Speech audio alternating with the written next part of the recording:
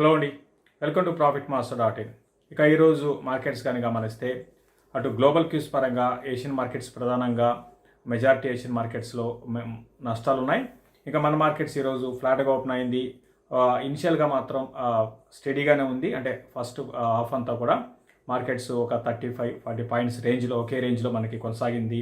అయితే లాస్ట్లో మాత్రం మార్కెట్స్ నిఫ్టీ ఒకసారి మనకి కిందకి రావడం చూసాము.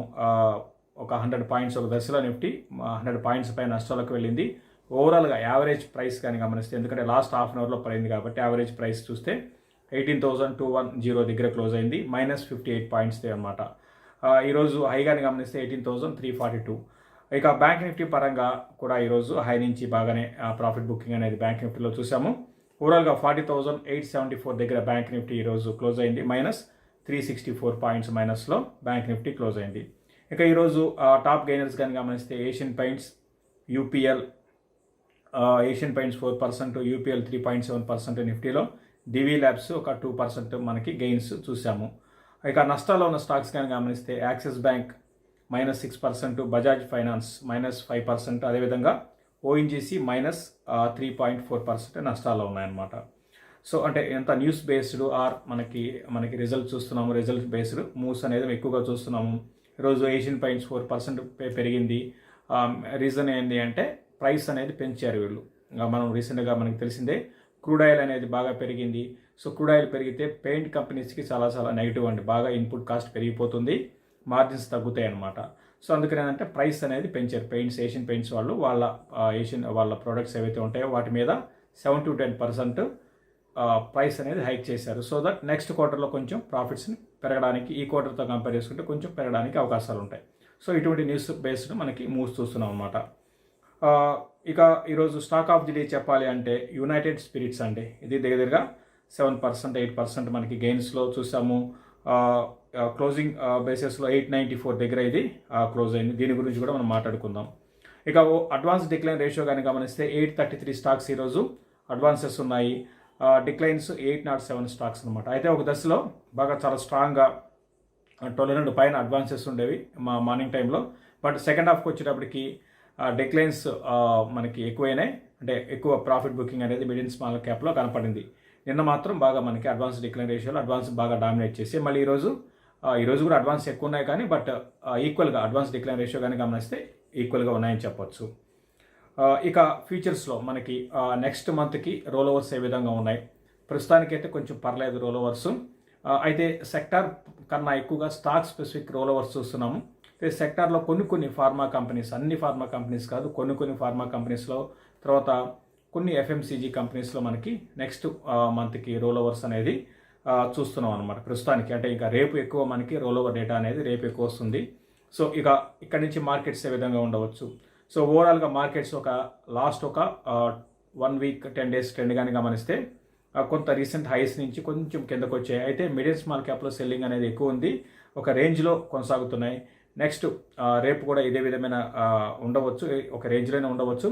అయితే రేపు సెకండ్ హాఫ్లో కొంచెం మార్కెట్స్ డైరెక్షన్ అనేది ఏదర్ సైడ్ కొంచెం ఎక్కువగానే ఉండే అవకాశాలు ఉన్నాయి. అంటే అటు పెరిగినా కూడా అంటే 2:30 తర్వాత వన్ సైడ్ తీసుకునే అవకాశం ఉన్నాయి. డౌన్ సైడ్ వచ్చినా కూడా వన్ సైడ్ వెళ్ళే అవకాశాలు ఉన్నాయి. ఎందుకంటే రేపు F&O క్లోజింగ్ అనమాట. కాబట్టి రేపు ట్రెండ్ అనేది మనం ఎగ్జాక్ట్గా చెప్పలేం. బట్ ఓవరాల్గా రేపు పక్కన పెడితే ఓవరాల్గా అయితే నిఫ్టీకి మనం నిన్న కూడా చెప్పుకున్నాం, సేమ్ అదే లెవెల్స్ ఉంటాయి. 18,450 higher side and 18,600. Down side గమనిస్తే 18,050 ఇంకా 17,900 అనమాట. ఈ రేంజ్లో నిఫ్టీ కొనసాగే అవకాశం ఉంది. ఇది మార్కెట్స్ గురించి. ఇక మనకి చాలామంది అడుగుతున్న స్టాక్స్లో ఈరోజు సేల్ గురించి తీసుకుందాం. Steel authority of India sale అనమాట. మనకి కమాడిటీ స్టాక్స్ అన్నీ కూడా, మరి ముఖ్యంగా మెటల్స్ మనకి అటు బాగా పెరిగాయండి. బేస్ మెటల్ స్టాక్స్ అన్నీ కూడా రీసెంట్గా మనకి బ్రహ్మాండమైన ర్యాలీ అనేది చూసాము. గ్లోబల్గా ఈ మెటల్స్ అనేది ప్రైస్ బాగా పెరగడంతో ఆబ్వియస్గా ఇవన్నీ కూడా పెరిగాయి. దీంతోపాటు ఈ కంపెనీస్ అన్నిటికి కూడా మంచి ఎప్పుడూ లేని విధంగా రికార్డు స్థాయిలో అటు రెవెన్యూస్ పెరిగాయి, అదేవిధంగా ఈవెన్ ప్రాఫిట్స్ కూడా బాగా పెరిగాయి. చాలా వరకు డెట్స్ కూడా వీళ్ళు ఈ లాస్ట్ 1 ఇయర్లో డెట్ను కూడా చాలా కంపెనీస్ తగ్గించుకున్నారు. అయితే ఒక ఇన్వెస్ట్మెంట్ పరంగా చూడాలి అంటే మాత్రం నేను సేల్ కన్నా బెస్ట్ టాటా స్టీలే నేను చెప్తానండి. స్టీల్లో వెళ్ళాలి అంటే టాటా స్టీల్ కానీ జేఎస్డబ్ల్యూ స్టీల్ కానీ వెళ్ళడం బెటర్ అండి. సెయిల్ అంటే మళ్ళీ పిఎస్యు స్టాకు, మళ్ళీ ఇప్పుడు గవర్నమెంట్ ఇంటర్వెన్షన్ ఉంటుంది. సో రకరకాల ప్రాబ్లమ్స్ ఉన్నాయి. తర్వాత డెట్ కూడా తక్కువేం లేదు. ఇంకోటి మనం ఎప్పుడు కూడా మనం స్టాక్ మార్కెట్లోకి వచ్చి ఇన్వెస్ట్ చేస్తున్నాము అంటే ఒకటి అర్థం చేసుకోండి, ఒక బిజినెస్లో మనం ఇన్వెస్ట్ చేస్తున్నాం. గవర్నమెంట్ పరంగా బిజినెస్లో ముందుకు వెళ్ళదు. ఇప్పుడున్న కాంపిటీషన్ తట్టుకొని ప్రైవేట్ కంపెనీస్లో ఉన్న కాంపిటీషన్ తట్టుకొని గవర్నమెంట్ కంపెనీస్ ముందుకు రాలేవండి.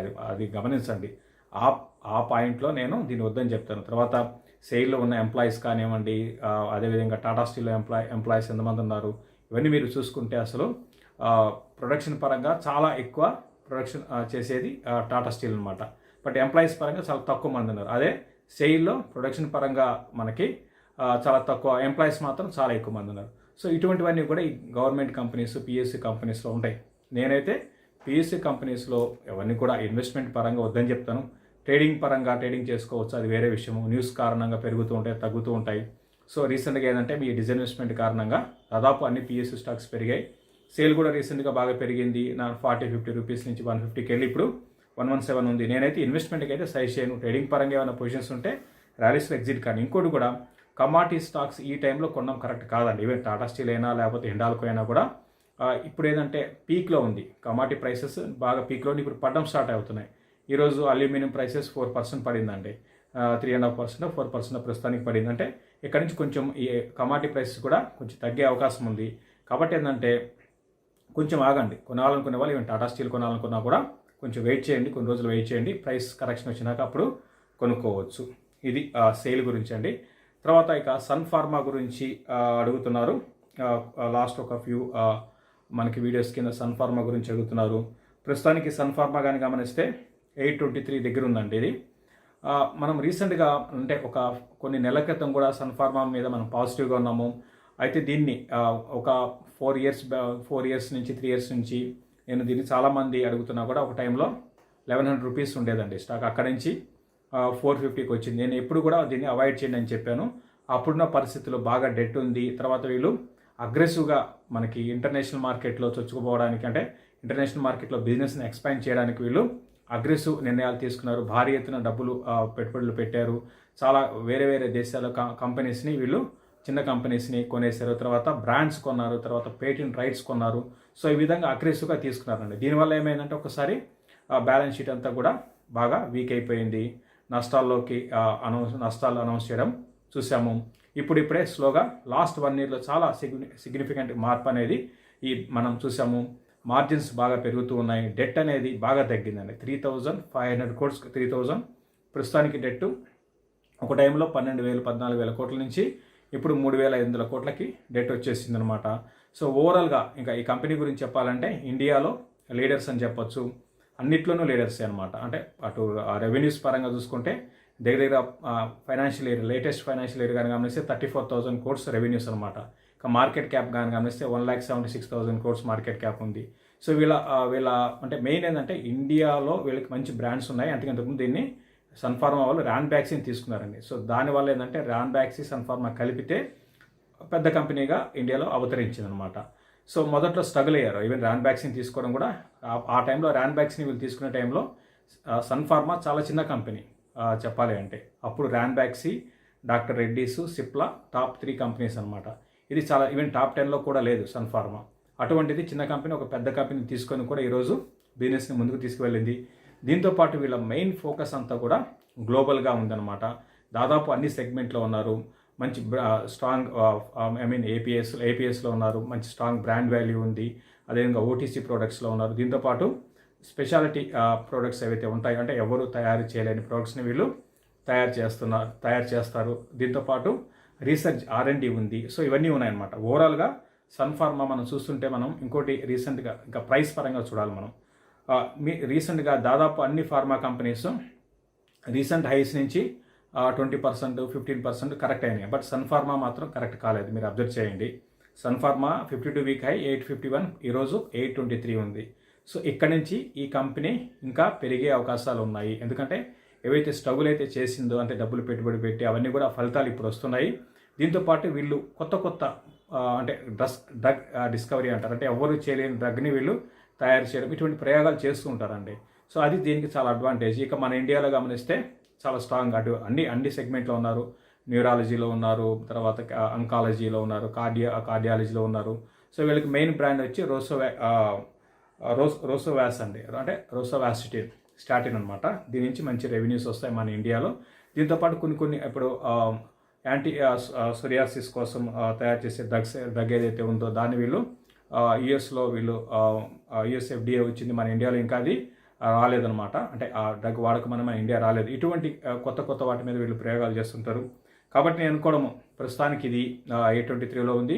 వీళ్ళ ఫ్యూచర్ కూడా బాగుండే అవకాశం ఉంది. అయితే ఒక మైనస్ పాయింట్ ఒకటి ఉంది.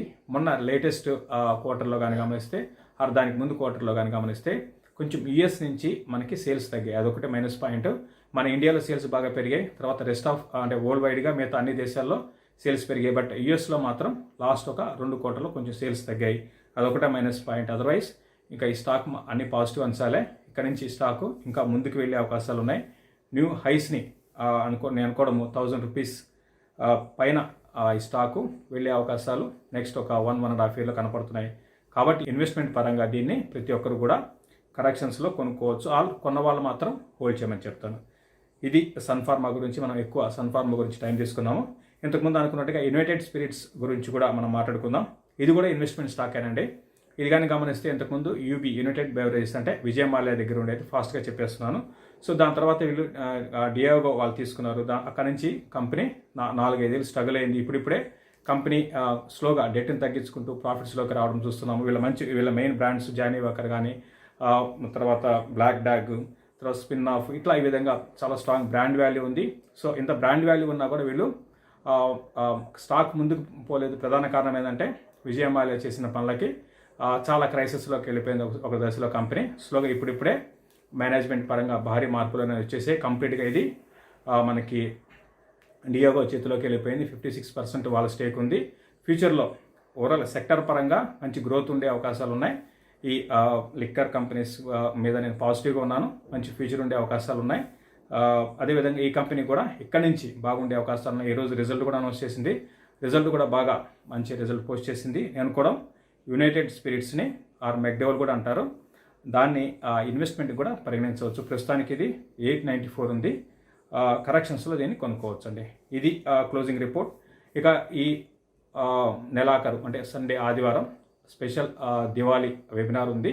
దీంట్లో ఏంటంటే మనం ఇక్కడి నుంచి ఇప్పుడు మార్కెట్స్ మనం చూస్తున్నాము లైఫ్ టైం హైస్లో ఉంది. దాదాపు మనకి లాస్ట్ ఒక 3 నెలల్లో భారీగా పెరిగింది. తర్వాత లాస్ట్ 1 ఇయర్లో కూడా మంచి ర్యాలీ వచ్చింది. ఈ టైంలో నేను ఇన్వెస్ట్మెంట్ నిర్ణయాలు ఏ విధంగా తీసుకోవాలి, దానికి తోడు మన పోర్ట్ఫోలియో మార్పులు ఏ విధంగా చేసుకోవాలి, ఎటువంటి స్టాక్స్లో ఎగ్జిట్ కావాలి అనే అంశాల గురించి, దీంతోపాటు నెక్స్ట్ ఒక 1 ఇయర్ 2 ఇయర్స్ కోసం మంచి సెక్టార్స్ ఏ ఉన్నాయి, అందులో మంచి స్టాక్స్ ఏంటి అనే స్టాక్ ఐడియాస్ కూడా మనం ఇవ్వడం జరుగుతుంది. దీంట్లో అందరూ అనలిస్టులు పాల్గొంటున్నారు. కాబట్టి ప్రతి ఒక్కరు కూడా ఈ వెబినార్కి అటెండ్ కావడానికి ప్రయత్నం చేయండి. థ్యాంక్ యూ అండి. స్టాక్ మార్కెట్ ఆల నుంచి ఆల్గో ట్రేడింగ్ వరకు అన్నింటికీ ఏకైక వేదిక profitmaster.in. Please like, subscribe and share our videos.